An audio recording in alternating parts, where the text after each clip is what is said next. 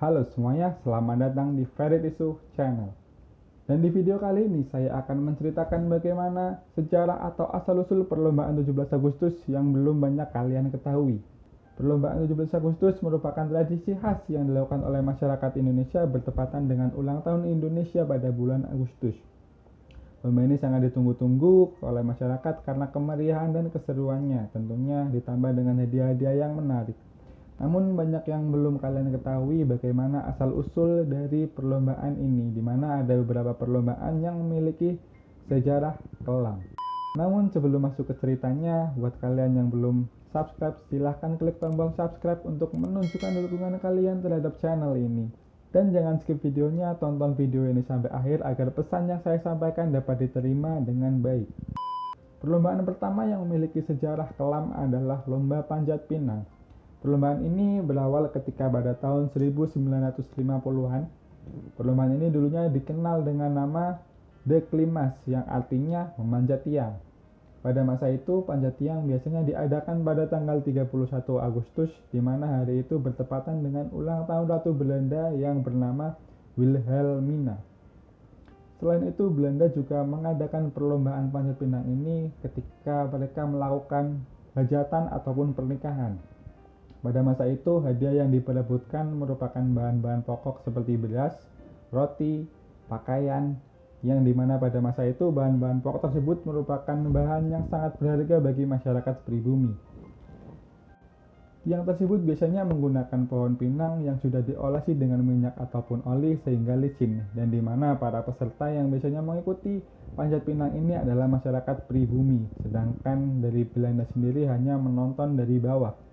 Karena licin, maka ada beberapa warga pribumi yang jatuh ke bawah, dan hal ini dianggap oleh Belanda sebagai lelucon. Ya, mungkin sampai sekarang pun ketika kalian menonton panjat pinang, ketika kalian melihat ada dari warga yang jatuh ataupun terpeleset, kalian pasti akan menertawakannya. Atau apakah ini merupakan propaganda dari Belanda?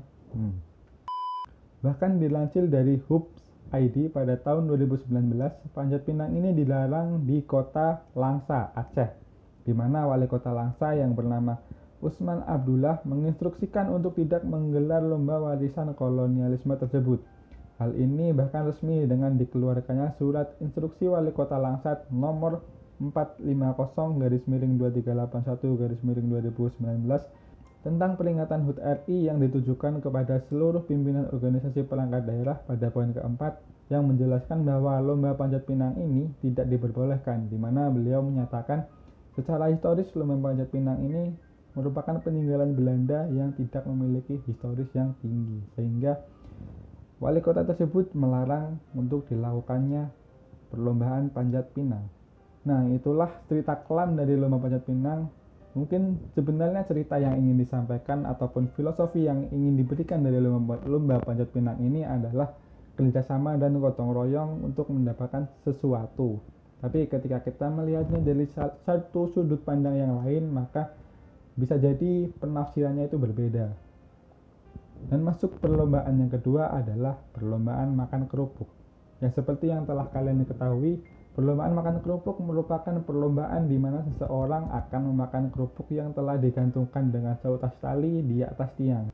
Lomba ini juga tidak luput dari sejarah kelam, di mana pada masa itu nasi dan kerupuk merupakan makanan keseharian masyarakat Indonesia. Sehingga untuk memperingati perjuangan bangsa Indonesia pada masa itu, diadakanlah lomba makan kerupuk. Perlombaan yang ketiga adalah lomba balap karung. Perlombaan ini cukup simpel sebenarnya, di mana seseorang akan masuk ke dalam karung dan dia akan melompat-lompat karena dia tidak bisa berjalan untuk dapat mencapai garis finish dan memenangkan hadiah. Karung yang digunakan pada lomba ini biasanya adalah menggunakan karung goni, di mana pada masa penjajahan Jepang, distribusi pakaian sangatlah terbatas sehingga masyarakat lokal untuk melindungi dirinya dari hawa-hawa dingin sehingga dia menggunakan karung goni sebagai pakaiannya. Jadi kalian kebayangkan gimana penderitaan Indonesia pada masa itu, bahkan pakaian yang digunakan ini menggunakan karung goni.